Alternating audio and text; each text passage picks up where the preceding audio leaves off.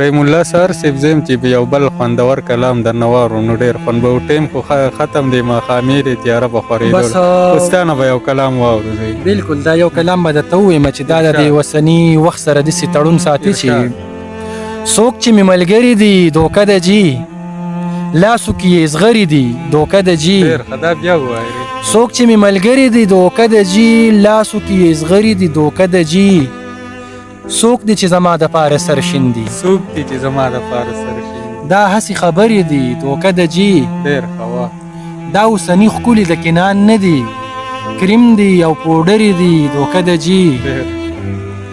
نوم د اسلام اخلي پښتانه وجني، نوم د اسلام اخلي پښتانه وجني. نوم د اسلام اخلي پښتانه وجني. دغه کې ډالرې دي دوکه د جي.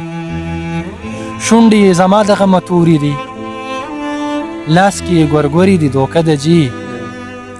زه د پنجاب توري کاغې پیژنم، ته وایې کونترې دي دوکه د جي.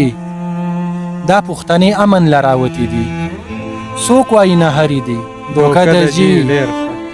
او مړه د ټیک ټاک ښکلي به نه یادې، مړه د ټیک ټاک ښکلي به نه یادې، مړه د ټیک ټاک ښکلي به نه یادې. دا تشې فلټرې دي دوکه د جي. ډېر ښه.